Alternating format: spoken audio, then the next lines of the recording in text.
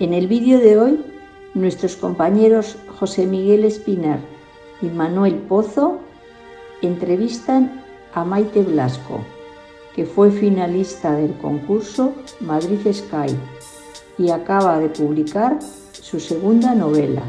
Buenas tardes. Tenemos esta tarde el placer y el gusto de poder hablar con Maite Blasco, que fue finalista en el certamen Madrid Sky de hace 2 años, en el año 2019. Entonces, bueno, pues por su trayectoria profesional y por su profesión, teníamos muchas ganas de hablar con ella. José Miguel va a hacer una pequeña presentación de quién es Maite Blasco. Bueno, pues Maite Blasco vive, curiosamente, muy vinculada al mundo del libro por su profesión. Es funcionaria en el Cuerpo Facultativo de Archiveros, Bibliotecarios y Arqueólogos. Lleva 14 años trabajando en bibliotecas y actualmente ocupa un puesto en la Biblioteca Nacional de España, lo que para muchos que desean vivir rodeados de libros sería el trabajo ideal. A finales de 2015 publicó su primera novela, Las vidas que pudimos vivir, una historia de ficción contemporánea en un trasfondo de denuncia social sobre 5 mujeres cuyas vidas se entrelazan de manera fortuita. En enero de 2018 fue la ganadora del segundo premio en el concurso de cuentos de Navidad convocada por Zenda con el relato El antihéroe. Y en diciembre de ese mismo año obtuvo el Accesi Testimonio Histórico en el 15º concurso de relatos mineros Manuel Nevado, Madrid, con el relato Iquique 1907. Acaba de publicar su segunda novela, La extrañeza de la lluvia. Pues a mí me llama mucho la atención tu trabajo, que pases el día entre libros, ¿no? Y has aprobado una oposición para el Cuerpo Facultativo de Archiveros, Bibliotecarios y Arqueólogos. Pero bueno, madre mía, ¿eso qué es? ¿Y qué es, o cómo es tu día, un día de trabajo normal tuyo entre libros? ¿Qué haces todo el día entre libros, ¿no? ¿A qué te dedicas en concreto? Bueno, antes de empezar, me gustaría daros las gracias por esta entrevista, y no solo por la entrevista, sino también por el seguimiento y el que habéis estado muy al tanto de mi trayectoria literaria desde que participé en vuestro certamen, y la verdad es que es de agradecer. Y con respecto a la pregunta que me haces, pues bueno, sí, yo estudié biblioteconomía y documentación. La verdad es que me gustaban muchas carreras, todas de letras, porque siempre me ha gustado mucho leer y escribir. Periodismo, historia, bueno, filología. Estaba ahí dudando, pero bueno, al final estudié biblioteconomía y documentación. Y cuando acabé, pues decidí preparar las oposiciones, porque bueno, yo quería trabajar me atraía más el ámbito de la administración pública de las bibliotecas públicas, bueno, pertenecientes al Estado. Entonces me presenté a las oposiciones y bueno, estuve 1 año y pico más o menos preparándolas y bueno, aprobé y empecé a trabajar efectivamente en la Biblioteca Nacional. Bueno, he tenido distintos puestos de trabajo porque bueno, el mundo bibliotecario es muy amplio y no todos los trabajos están directamente relacionados con fondo antiguo, ¿no? Hay muchas tareas bibliotecarias que tienen más relación con las nuevas tecnologías, por ejemplo. Pero actualmente sí que tengo la suerte de trabajar con fondo antiguo. Estoy en el servicio de valoración e incremento del patrimonio, que se encarga, entre otras cosas, de la compra de fondo antiguo y especial. Manuscritos, impresos antiguos, incunables, archivos de escritores. Y la verdad que es un trabajo muy interesante que tiene además cierto vínculo con la literatura, así que estoy bastante contenta haciendo este trabajo. Estás todo el día rodeada de manuscritos y de libros antiguos. ¿Tienes que salir incluso a comprar fuera libros? Sí. Bueno, a ver, se compra pues, a libreros anticuarios, a casas de subastas, a particulares que a veces la gente a veces tiene auténticas joyas en su casa, entonces nos las ofrece o bien vienen ellos o vamos nosotros a verlo y sí, bueno, tenemos que hacer un análisis exhaustivo de todas las piezas antes de proponer su compra. hace muy poquito en Culturamas, que es la revista de información cultural de Internet. De hecho, hace unos días te han hecho una entrada, una reseña de tu libro. Sí. Te lo ponen bastante bien. Yo voy a leer algo que han escrito justo al principio, que me parece absolutamente interesante y te incita, ¿no?, a iniciar la lectura de la novela. Dice así: imaginen un lugar donde la lluvia es un hecho insólito. En este lugar, una mañana cualquiera y después de casi 2 años sin hacerlo, irrumpe la lluvia. Desde el otro lado del cristal, un hombre observa cómo un pájaro se resguarda en el alféizar de la ventana y piensa que, con toda probabilidad, ese pájaro se esté resguardando de esa lluvia extraña por primera vez en su vida, y piensa también que seguramente sea la última vez que lo haga. ¿Qué te parece primero, ¿qué te pareció esa entrevista, o esa reseña, mejor dicho, que te hicieron en este portal, y esta forma de empezar esa reseña? Bueno, la reseña es una maravilla de cómo de bien escrita que está, ¿no? Escribir buenas reseñas es complicadísimo. A mí me parece, es un arte igual que escribir un relato o otro texto literario. Y bueno, esta reseña desde luego merece la pena leerla, y estoy súper contenta de haber sido reseñada por esta escritora que se llama Arantzazu Gordillo, a la cual he leído. Ya tiene publicado un libro de relatos que recomiendo, se llama Estos peces sin ojos, y bueno, ella es muy buena escritora, así que muy contenta por esa reseña, la verdad. También hemos leído que en 2013 te fuiste a Santiago de Chile. Estuviste ahí 2 años y medio, ¿no? Y eso fue Sí. un parón en tu profesión. Y bueno, pues en ese tiempo que estuviste allí, escribiste tu primera novela y tuviste un hijo, ¿no? Sí. Bueno, ya sabes lo que se dice, que hay que escribir una novela, tener un hijo y plantar un árbol. Y plantar un árbol. Me imagino que plantaste el árbol también ahí. El árbol no lo he plantado todavía, pero lo voy a plantar dentro de poco, ¿no? Y así he cumplido ya con todo. Te quería preguntar que si ese parón y esos 2 años y medio en Chile fueron el inicio de tu carrera como escritora. Bueno, en realidad no fue un parón, porque yo estuve trabajando allí en una biblioteca universitaria. O sea que me fui de la administración pública con una excedencia, pero seguí trabajando en el mundo bibliotecario. Pero bueno,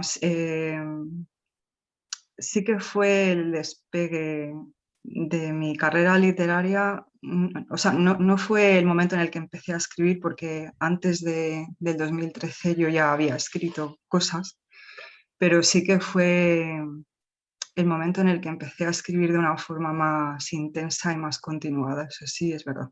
Volviendo a tu primer libro, de Las vidas que pudimos vivir, como primer libro en sí, a nosotros que somos aprendices de literatos, algunos, otros como Manolo ya son escritores más afianzados, ¿cómo te surge la idea? ¿Cómo te pones a ello? ¿Y cuál es el proceso porque terminas por hacer esa novela? O sea, el proceso de escritura, el trabajo que te llevó, el tiempo que te llevó, ¿cómo fue esa primera novela?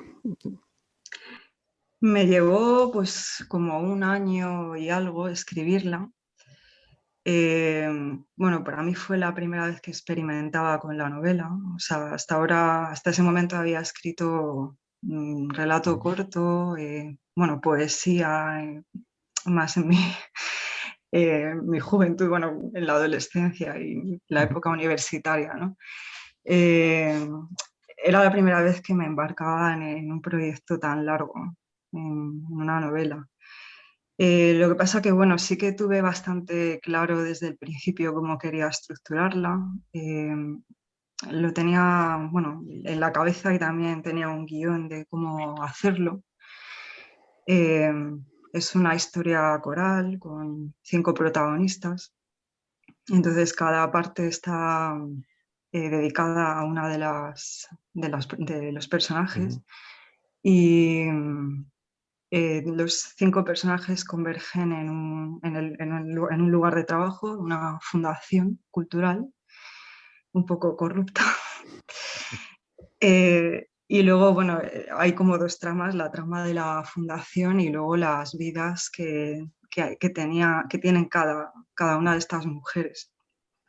Entonces, bueno, me gustan las historias cruzadas, ¿no? En las que en las que no hay un solo protagonista, sino varios, porque eso hace que la historia se enriquezca con los puntos de vista de distintos personajes y no solamente se ponga el foco en un solo ángulo, ¿no? En una sola visión. Y bueno, esa estructura la repito también, bueno, no igual, ¿no? Pero en esta segunda novela también sigue una estructura similar. No es lo mismo, pero... ¿Cuándo la diste por terminada? ¿Cuándo dijiste ya está terminada esta novela, lista para ser publicada? ¿Qué momento es ese? Cuando ya decides no corregir más o dejarlo todo y tirar para adelante. Porque ese tema, además, a nosotros nos interesa mucho, debatimos mucho estas cosas en nuestro foro. ¿Cuándo se da por terminada? Bueno, por terminada no se da casi nunca, porque yo cada vez que entro en el manuscrito veo cosas que corregiría. Lo que pasa es que, claro, en algún momento tienes que parar. Bueno, a ver, en el caso de esta segunda novela, como me la ha publicado una editorial, pues el momento en el que se para de escribir es cuando te mandan las pruebas para corregir y lo corriges y, o sea, bueno, revisas lo que ha hecho el corrector, das tu visto bueno y ahí ya... Ahí tienes que parar. Si luego encuentras algo, pues no sé, a lo mejor se puede meter en la segunda edición o algo así. ¿Podrías decir la proporción de cuánto tiempo dedicaste a escribir la novela y cuánto tiempo has dedicado a corregir? Que es un debate que nosotros siempre tenemos, ¿sabes? ¿Cuánto tiempo hay que tardar, hay que dedicar a corregir un relato, o en este caso una novela? Pues a ver, en la segunda, la primera es que la tengo un poco, porque hace ya como 7 años o así, 7 años que la escribí. La segunda, que la tengo más fresca, pues a ver, estuve como 1 año y algo escribiéndola.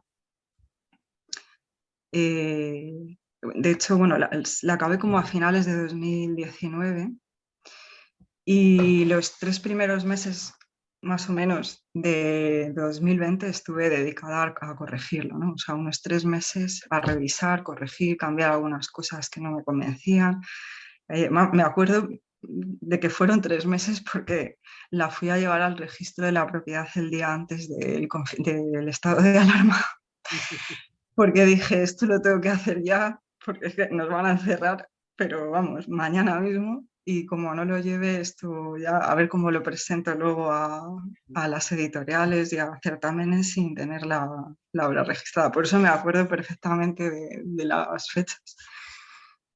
Escribiste sin tener editorial todavía, ¿no? Luego, durante la época esta de confinamiento, encontraste la editorial. Sí. Bueno, en realidad ya no estábamos confinados. Bueno, fue como a finales de año cuando empecé a enviarlo a editoriales. Sí, más o menos. Ha ido muy rápido el proceso entonces, ¿no? Bueno, sí, me contestaron en unos 3 meses, más o menos. Y sí, les cuadró publicármelo más o menos sí, al poco de yo enviarlo. Y bueno, casi mejor porque es que casualmente también yo estuve casi simultaneando el envío de esta novela con otro manuscrito que tenía de relatos cortos a otras editoriales y empecé a enviar las dos porque, bueno, suelo ser un poco insegura y pensaba que no me iban a publicar los dos manuscritos. Entonces envié los dos pensando que con suerte me publicarían solo uno, cuando al final me llamaron con una diferencia de 15 días más o menos, 2 editoriales. Maluma, que es la que me ha publicado la novela, y Niña Loba, que me va a publicar el libro de relatos. Entonces, bueno,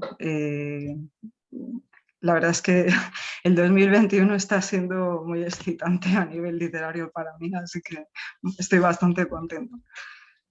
Pues enhorabuena. Y ya que estamos hablando de tus novelas y de tus relatos, pues me gustaría saber en qué género te encuentras más cómoda. Yo normalmente escribo realismo, textos realistas, intimistas.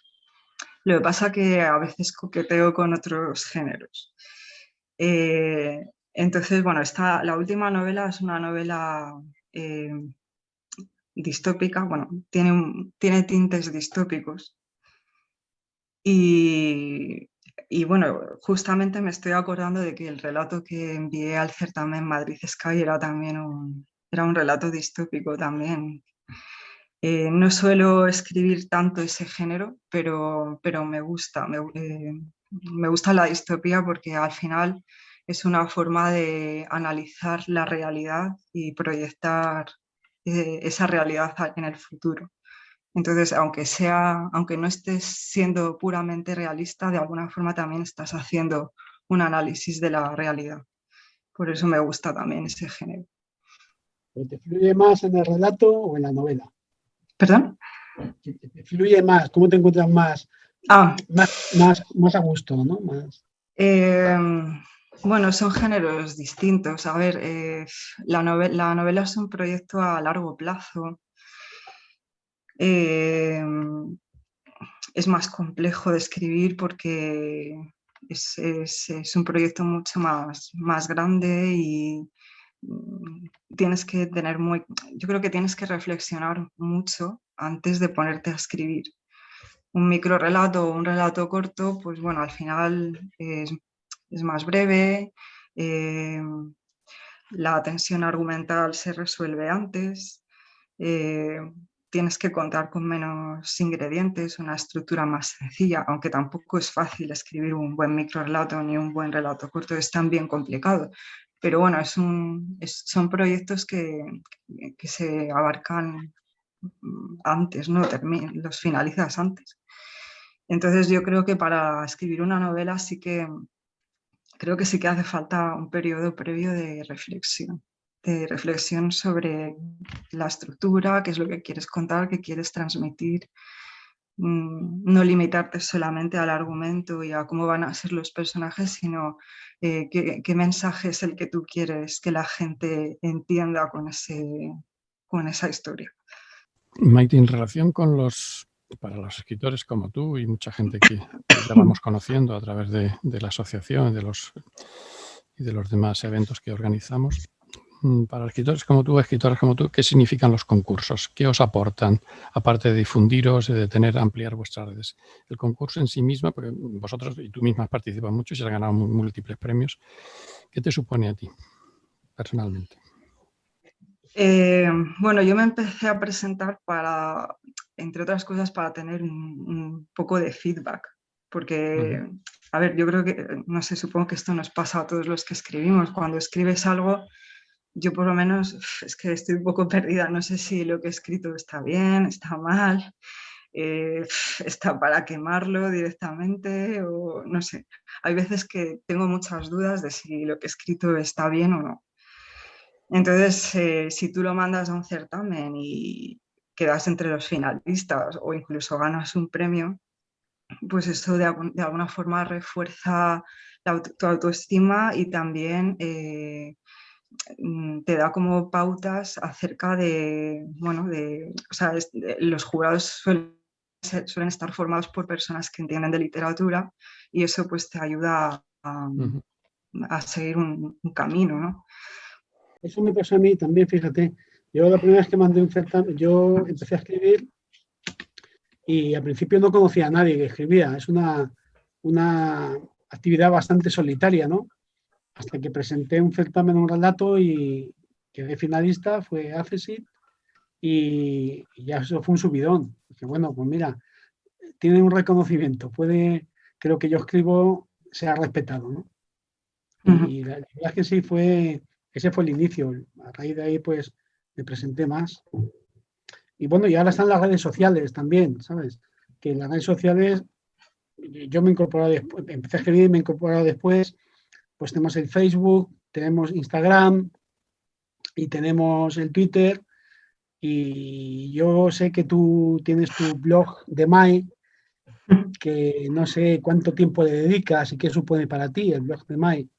Y también me gustaría saber por qué te has salido de Twitter ahora estos días. Bueno, la primera red social a la que me uní fue Facebook, pero vamos, hace ya la tira de tiempo, bueno, es que también fue la primera, yo creo, ¿no? Me parece. Claro, sí.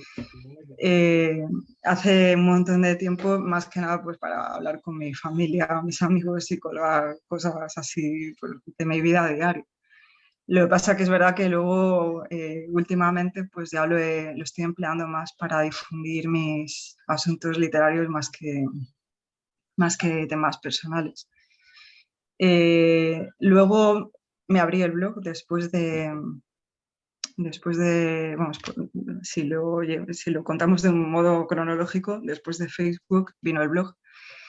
Bueno, yo había tenido previamente una experiencia anterior con otro blog en el que contaba así cosas muy dispares, pero luego me abrí este que sí que estaba centrado exclusivamente en temas literarios.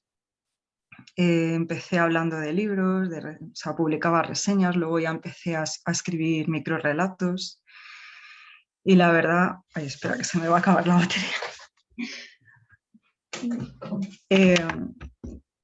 Y luego, bueno, me ha servido el blog también, como decías, para contactar con otros muchos escritores, porque otros blogueros que también escribían sus textos en sus blogs empezaron a seguirme, yo les empecé a seguir a ellos y la verdad es que poco a poco pues fuimos formando una red bastante nutrida de blogueros, escritores. Y la verdad es que algunos de ellos los conozco desde hace ya pues 5 o 6 años. Me parece que no he visto a ninguno en persona o a casi ninguno, pero a pesar de todo es como si les conociera de toda la vida, no sé, porque es que son muchísimos años hablando por el blog y bueno, y luego también nos hemos ido añadiendo en nuestras redes sociales. Y bueno, respecto a Twitter, sí, me abrí un perfil de Twitter, pero me borré hace poco, hace unas semanas. A ver, Twitter me dio cosas buenas porque también me permitió entrar en contacto con otros escritores y con editores también. Y en ese sentido, pues fue una experiencia muy positiva. Lo que pasa que de repente me empezó a entrar un poco de agobio porque vi que, bueno, no sé, me di cuenta de que es una red social un poco peligrosa. La velocidad a la que se puede transmitir la información es terrorífica. O sea, tú pones un tuit y si de repente ese tuit tiene visibilidad y lo empiezan a retuitear y a retuitear y a retuitear, o sea, de repente algo que tú has puesto a lo mejor sin más intención que lo vieran tus 3 o 4 seguidores así más afines, de repente ves que está difundido por todas partes y a mí eso me pasó con un tuit que puse que no sé por qué tuvo más visibilidad y me entró mucho agobio.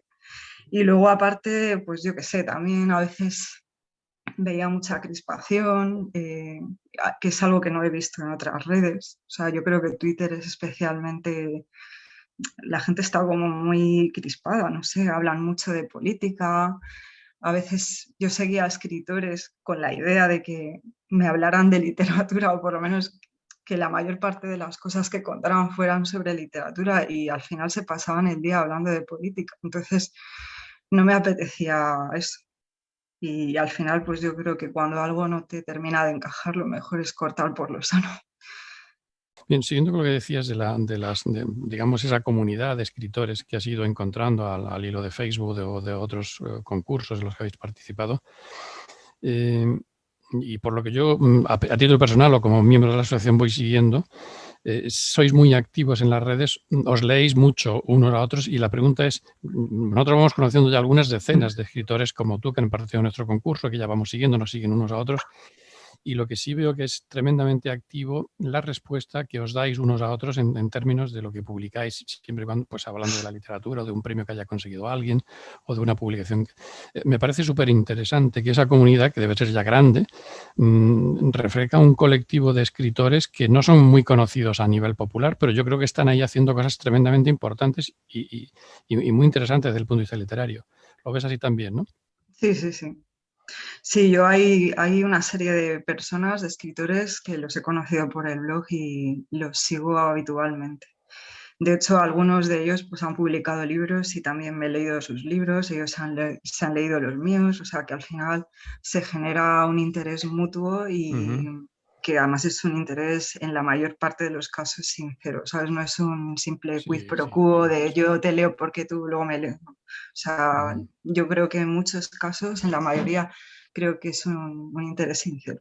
Yo también creo que cuando pasa algo importante en la vida de uno, pues te cambia la vida de escribir, te cambia la forma de escribir, ¿no?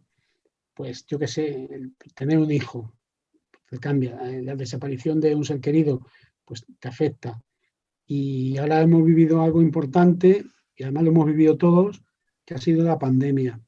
¿Tú crees que el confinamiento y la pandemia va a cambiar la forma de escribir de muchos de nosotros?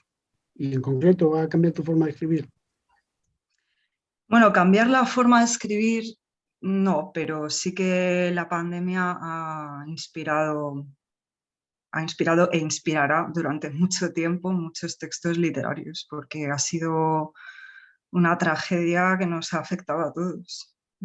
Entonces, bueno, los motivos por los que suelo escribir, una de las motivaciones que me hace escribir es la de volcar mis preocupaciones y mis miedos, y la pandemia, pues evidentemente es una gran preocupación y un gran miedo que yo he tenido, al igual que otras muchas personas.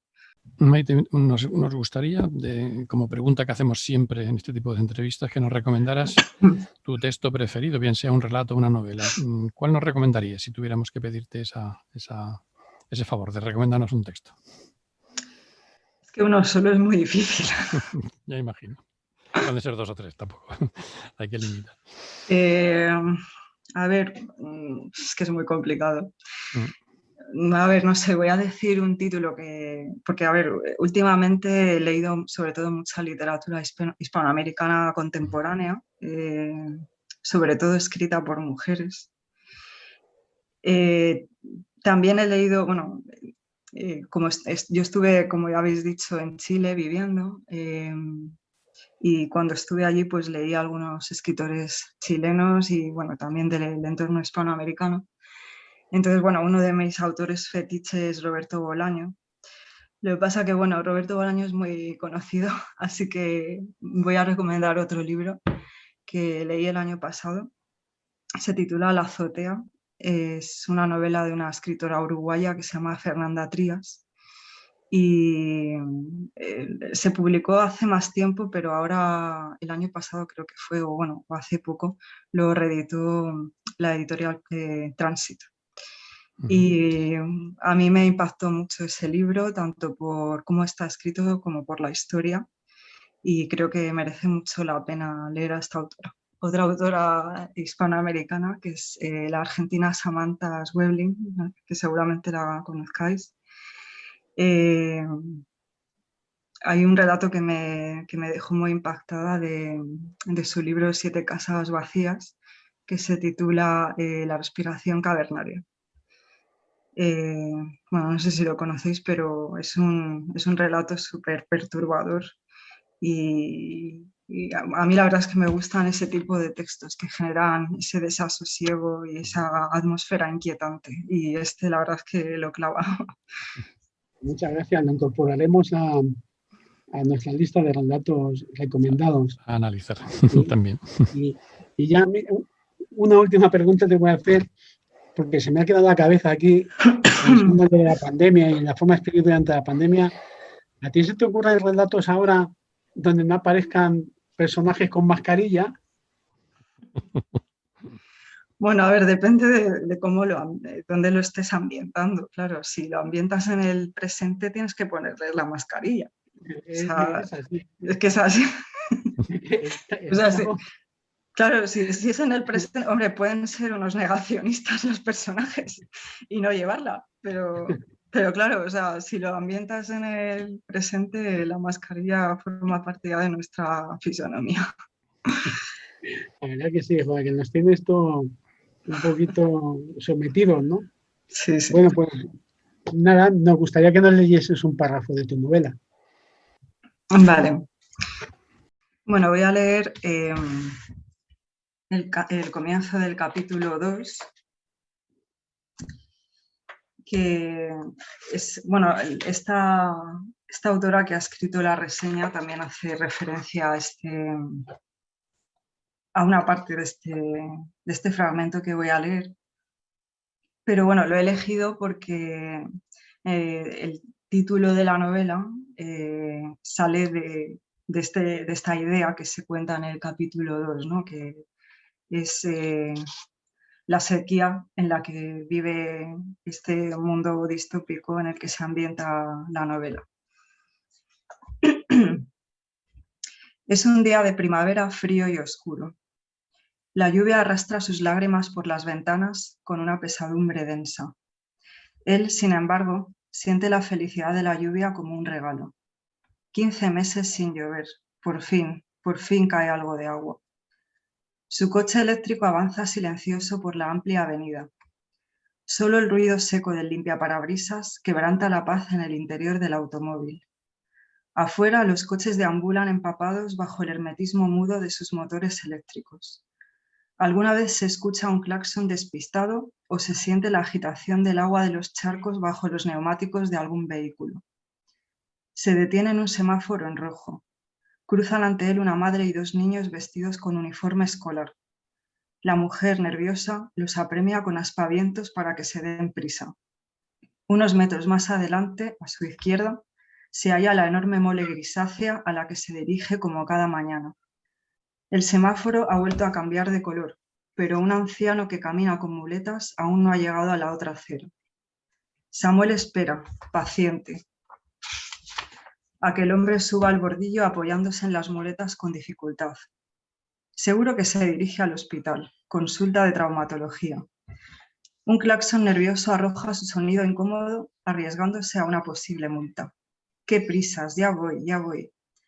Avanza Samuel por la avenida y enseguida gira a la izquierda, accediendo al aparcamiento reservado para el personal que trabaja en el hospital.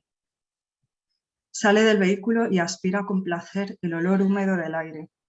Se aleja de la zona techada del aparcamiento y se expone a la caricia del agua y del viento. Las gotas le mojan el pelo, la cara, la ropa. Paladea el sabor salado de la lluvia que se cuela entre sus dientes y su lengua. Cierra los ojos un instante. De repente es un niño, un crío que sale a pisar los charcos con su madre. La lluvia olvidada que ahora llega con su nostalgia de otros tiempos. Muy bonito. Y ya te mete en la novela prácticamente, ya te gustaría seguirla, ¿no? Muy bien. Bueno, pues yo creo que hasta aquí estamos llegando. Muchas gracias por todo, Maite. ¿Te gustaría añadir alguna cosa más en esta charla que hemos tenido? Simplemente daros las gracias. Habéis sido súper amables y, bueno, siempre habéis sido muy amables. Yo me acuerdo siempre de esa gala de entrega de premios del Madrid Sky, que parece como una especie de gala de entrega de los Goya o algo así. Mejor incluso. Además con los discursos bien preparados y todo, o sea, con sus chascarrillos, los discursos, o sea, fantástica. Me lo pasé súper bien. Además ese día conocí a algunos escritores con los que luego he tenido contacto. A Miguel Ángel Flores, por ejemplo. Sí, así que... A mí se le hace un poquito más la cara, pero una de las cosas que queremos con nuestro certamen es que, pues eso, que haya una buena red de contacto entre los escritores finalistas, que se comience una amistad y que continúe, si es posible, ¿no? Y entonces, mira, el año pasado ya no pudimos hacer el acto de entrega de premios, este año seguramente tampoco, no pinta bien, lo haremos telemático también, pero igual hacemos una cosita pequeña para el jurado y para los ganadores, y esperamos que, como tú vives en Madrid, pues puedas venir ese día con nosotros. Pues ojalá se pueda. Muy bien, pues hasta aquí todo. Muchas gracias por tu tiempo, Maite, y esperamos que sigas escribiendo, evidentemente, y que tenga mucho éxito tu reciente novela y que se venda mucho y que ya esperamos la tercera, claro. Muchas gracias.